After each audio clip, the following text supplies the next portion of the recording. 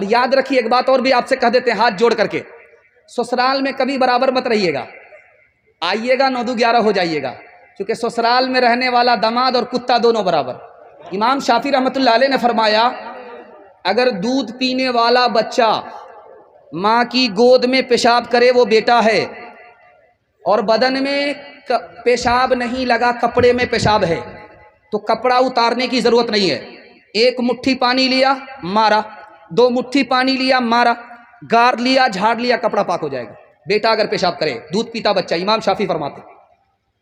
लेकिन अगर दूध पीने वाली बेटी है, माँ की गोद में पेशाब करे, बाप की गोद में पेशाब करे, और बदन में पेशाब ना लगे, सिर्फ कपड़े ही में पेशाब है, फिर भी 1 मुट्ठी 2 मुट्ठी पानी मार लेने से कपड़ा पाक नहीं होगा।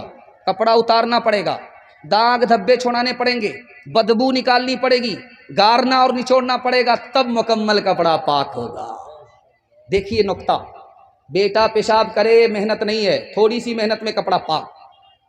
बेटी पेशाब करे दुनिया भर की मुसीबत, मोटा मोटी पाक करने से कपड़ा पाक नहीं, कपड़ा उतारना पड़ेगा। देखिए कितनी मेहनत। पालन हक्कानी ने यहां से नुक्ता निकाला, दुआ कीजिए अल्लाह उनकी कब्र को नूर से भर दे। पालन हक्कानी ने फरमाया, जिस तरह बेटे की पेशाब को पाक करने में मेहनत नहीं है, उसी तरह बेटे की तालीम पर ज्यादा मेहनत नहीं है। जिस तरह बेटी के पेशाब करने में ज्यादा मेहनत है, उसी तरह बेटे से ज्यादा बेटी की तालीम पर मेहनत करनी पड़ेगी। क्यों?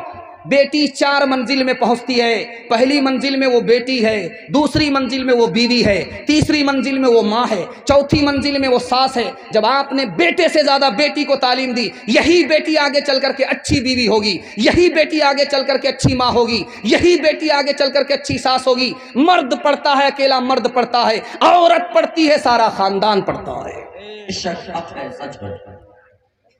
माँ इधर है, बाप इधर है, बीच में बच्चा खड़ा है। माँ मुसलमान है, बाप मुसलमान नहीं है। माँ कह रही है बेटा कलमा पढ़ ले, मेरी तरह मुसलमान हो जा। बाप कह रहा बेटा भूल से कलमा मत पढ़ना, जैसे मैं मुसलमान नहीं तुम भी मुसलमान मत होना। बेटा कभी माँ को देख रहा, कभी बाप को देख रहा, कभी माँ को देख रहा, कभी बाप को देख रहा। माँ का जादू चल गया, बेटा कलमा पढ़कर मुसलमान हो गया। अल्लाह सुभान अल्लाह। बेटी के पास बाप आया, बेटी ने बिस्तर समेट लिया, यूं समेट करके यूं इधर रख दिया। तो बाप ने कहा कि बेटी मैं आया तुम्हारे घर पे, तुमने मुझे बैठने के लिए बिस्तर नहीं समेटा, खोला, तुमने समेट दिया। ये बताओ कि ये बिस्तर मेरे लायक नहीं है या मैं इस बिस्तर के लायक नहीं हूं? कहा कि अब्बा ये रसूलुल्लाह का बिस्तर है, आप रसूलुल्लाह के दुश्मन हो, इस बिस्तर के लायक आप नहीं हो, इसलिए समेट करके उधर रख दिया।